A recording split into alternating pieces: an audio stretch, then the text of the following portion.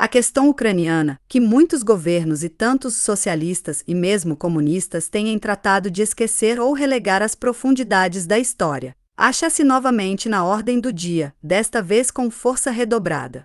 O recente agravamento da questão ucraniana relaciona-se intimamente com a degeneração da União Soviética e da Comintern, os êxitos do fascismo e a iminência de uma nova guerra imperialista. Crucificada por 4 estados, a Ucrânia ocupa agora no destino da Europa a mesma posição que uma vez ocupou a Polônia, com a diferença de que as relações mundiais são atualmente muito mais tensas e os ritmos do processo muito mais acelerados. No futuro imediato, a questão ucraniana está destinada a jogar um importante papel na vida europeia. Por algo Hitler propuso tão ruidosamente a criação de uma grande Ucrânia, e foi também por algo que arrumou esta questão com tão cauta rapidez. A Segunda Internacional, exprimindo os interesses da burocracia e aristocracia operária dos estados imperialistas, ignorou completamente a questão ucraniana. Inclusive a sua ala esquerda não lhe dedicou a necessária atenção. Baste lembrar como Rosa Luxemburg, muito embora o seu brilhante intelecto e o seu espírito genuinamente revolucionário, julgou admissível afirmar que a questão ucraniana era a invenção de uma presa de intelectuais. Esta posição deixou uma profunda pegada até no próprio Partido Comunista Polaco. Os dirigentes oficiais da secção polaca da Comintern viram a questão ucraniana mais como um empecilho do que como um problema revolucionário. Daí as constantes tentativas oportunistas de desviar a questão, suprimi-la, passá-la silenciosamente por alto ou pospô-la para um futuro indefinido. O partido bolchevique, não sem dificuldade e só gradualmente sob a constante pressão de Lenin, pudo adquirir uma focagem correta da questão ucraniana. O direito à autodeterminação, quer dizer, a separação, foi estendido igualmente por Lenin quer para os polacos, quer para os ucranianos. Ele não reconhecia nações aristocráticas. Toda tentativa de evadir ou pospor o problema de uma nacionalidade oprimida considerava a expressão do chauvinismo grão-russo. Após a tomada do poder, tive lugar no partido uma séria luta pela solução dos numerosos problemas nacionais herdados da velha Rússia tsarista. No seu caráter de comissário do povo para as nacionalidades, Stalin representou invariavelmente a tendência mais burocrática e centralista. Isto tornou especialmente evidente na questão da Geórgia e na da Ucrânia e 2 *. Até hoje, a correspondência não tem sido publicada. Esperamos poder editar a pequena parte de que dispomos. Cada linha das cartas e propostas de Lenin vibra com a urgência de conformar na medida do possível aquelas nacionalidades que tinham sido oprimidas no passado. Em troca, nas propostas e declarações de Stalin, salientava invariavelmente a tendência para o centralismo burocrático, com o fim de garantir necessidades administrativas, quer dizer, os interesses da burocracia. As mais legítimas reclamações das nacionalidades oprimidas foram declaradas manifestações de nacionalismo pequeno-burguês. Estes sintomas já podiam perceber-se bem cedo, de 1922 a 1923. Desde essa altura, tiveram um monstruoso crescimento, levando a uma completa asfixia qualquer tipo de desenvolvimento nacional independente dos povos da URSS. Na concepção do velho partido bolchevique, a Ucrânia soviética estava destinada a se converter no poderoso eixo à volta do qual adeririam as outras secções do povo ucraniano. Durante o primeiro período da sua existência, é indiscutível que a Ucrânia soviética foi uma poderosa força de atração a respeito das nacionalidades. Além de estimular a luta dos operários, os camponeses e a intelectualidade revolucionária da Ucrânia ocidental escravizada pela Polônia. Mas, durante os anos da reação termidoriana, a posição da Ucrânia soviética e, com ela, a reclamação da questão ucraniana no seu conjunto, mudou bruscamente. Quanto mais profundas foram as esperanças despertadas, mais tremendas foram as desilusões. A burocracia também estrangulou e saqueou o povo da Grã-Rússia. Mas nas questões ucranianas as coisas complicaram-se ainda mais pelo massacre das esperanças nacionais. Em nenhuma outra parte as restrições, purgas, repressões e, em geral, todas as formas de truanice burocrática assumiram dimensões tão assassinas como na Ucrânia, ao tentar esmagar poderosos anseios de maior liberdade e independência profundamente arraigados nas massas. Para a burocracia totalitária, a Ucrânia soviética tornou-se numa divisão administrativa da unidade econômica e de uma base militar da URSS. Que não fique qualquer dúvida, a burocracia de Stalin erige estátuas à memória de Shevchenko, mas faz-no apenas como fim de esmagar mais minuciosamente o povo ucraniano sob o seu peso e obrigá-lo a cantar hinos à camarilha violadora do Kremlin no idioma do Kobzari 3 asterisco. A respeito das partes da Ucrânia que hoje estão fora das suas fronteiras, a atitude actual do Kremlin é a mesma que com todas as nacionalidades oprimidas. As colônias e semicolônias são moedas de câmbio nas suas combinações internacionais com os governos imperialistas. No recente 18º Congresso do Partido Comunista, Manuyevsky, um dos mais repugnantes renegados do comunismo ucraniano, explicou com bastante franqueza que não só a URSS, como também a Comintern, a falsa União segundo a formulação de Stalin, recusavam solicitar a emancipação dos povos oprimidos quando seus opressores não eram inimigos da camarilha moscovita no poder. Stalin, Dimitrov e Manuyevsky defendem atualmente a Índia contra o Japão, mas não contra a Inglaterra. Os burocratas do Kremlin estão prontos a ceder de vez a Ucrânia Ocidental à Polônia em troca de um acordo diplomático que lhes pareça proveitoso. Ficam longe os dias em que só se atreviam a episódicas combinações. Não fica rastro da anterior confiança e simpatia das massas ucranianas polo Kremlin. Desde a última purga assassina na Ucrânia, ninguém no Oeste quer passar a fazer parte da satrapia do Kremlin, que continua a levar o nome da Ucrânia soviética.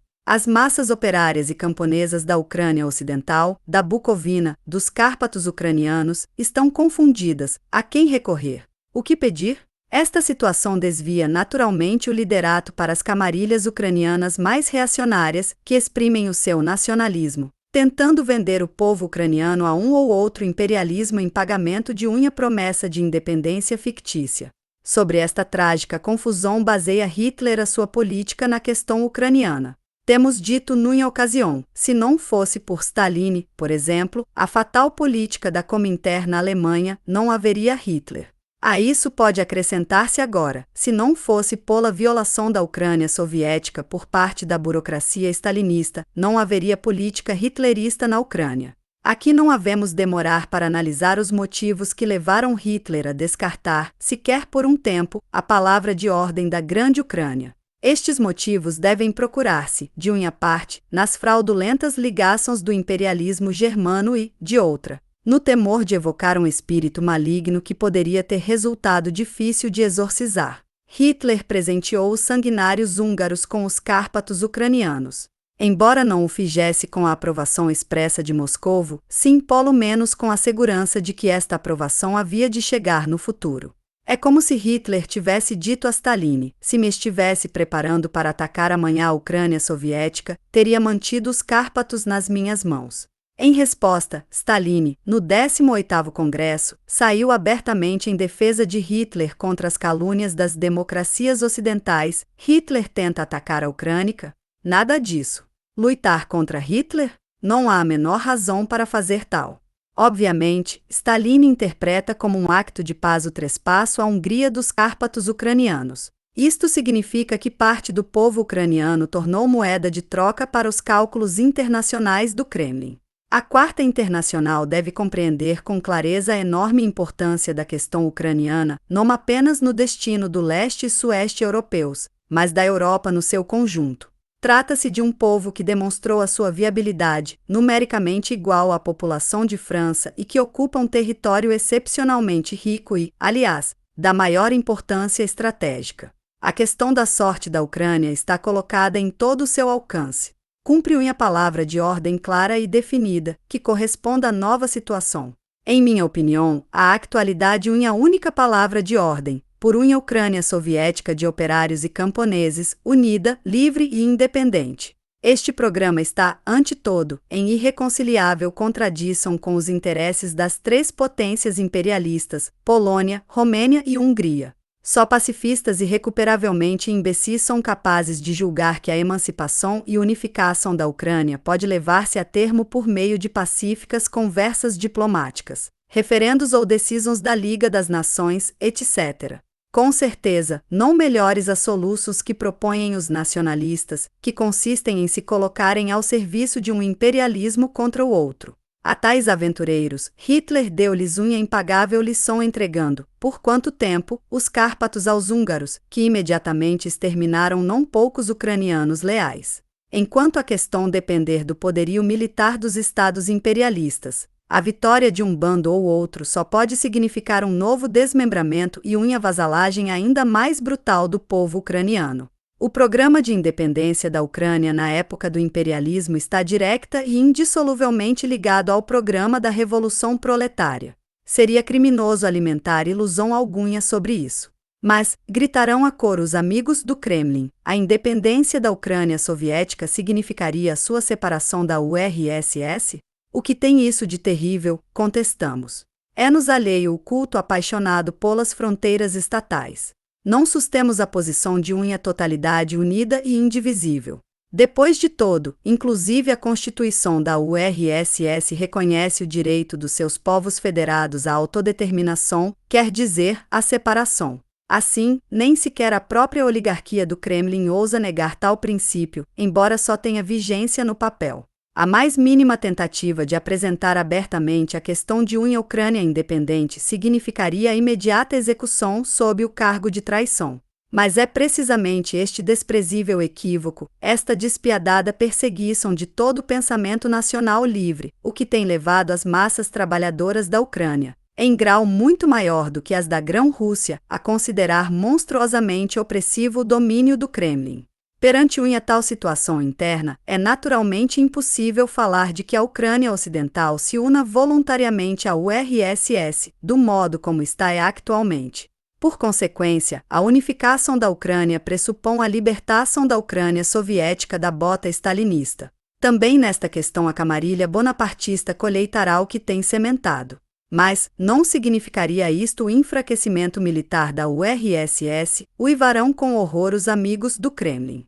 Respondemos que o enfraquecimento da União Soviética se deve às tendências centrífugas em permanente crescimento que gera a ditadura bonapartista. Em caso de guerra, o ódio das massas à camarilha governante pode levar ao colapso das conquistas de outubro. A fonte dos sentimentos derrotistas acha-se no Kremlin.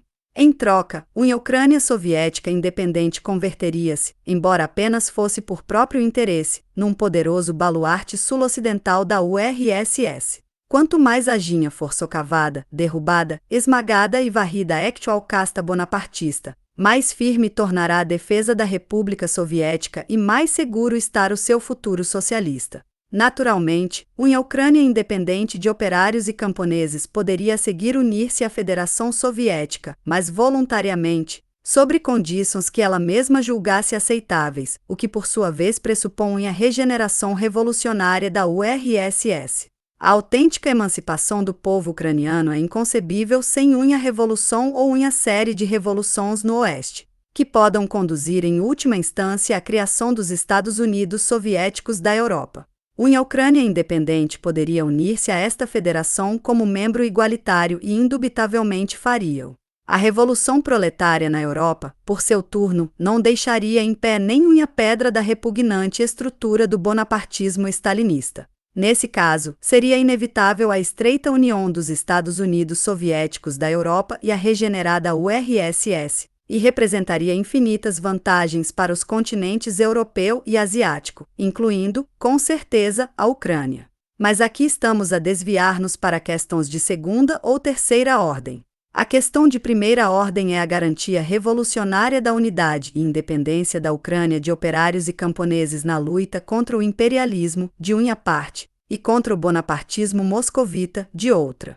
A Ucrânia é especialmente rica em experiências de falsos caminhos de luta para atingir a emancipação nacional. Ali todo foi testado, a Rada governo pequeno-burguesa e Sokopadsky, Petlura, unha aliança com os Hohenzollern e combinações com a Entente 4 asterisco. Após estes experimentos, só cadáveres políticos podem continuar a depositar esperanças em qualquer fracção da burguesia ucraniana com líder da luta nacional pela emancipação. Unicamente o proletariado ucraniano é capaz não só de realizar esta tarefa revolucionária em essência, como também de tomar a iniciativa para conseguir a sua solução.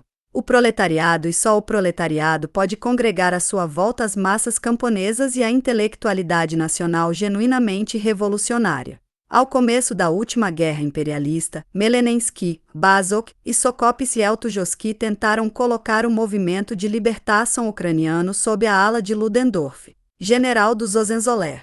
Para tal, disfarçaram-se de esquerdistas. Os marxistas revolucionários expulsaram-nos de um pontapé. Eis a forma como devem agir os revolucionários no futuro. A iminente guerra criará uma atmosfera favorável a todo tipo de aventureiros, caçadores de milagres e buscadores do velocino de ouro. Estes cavalheiros, que têm em especial preferência por aquecer as mãos ao fogo da questão nacional, não devem ser admitidos nas fileiras do movimento operário. Nem o mais mínimo compromisso com o imperialismo, seja fascista ou democrático. Nem a mais mínima concessão aos nacionalistas ucranianos, sejam clerical reacionários ou liberal pacifistas. Não há frente popular. Completa independência do Partido Proletário como vanguarda dos trabalhadores. Esta acho eu a política correta para a questão ucraniana. Falo aqui pessoalmente e em meu próprio nome. Cumpre abrir a discussão internacional sobre o tema. O primeiro lugar nesta discussão corresponderá aos marxistas revolucionários ucranianos. Escutaremos-los com grande atenção, mas convém-lhes apressar. Resta pouco tempo para preliminares.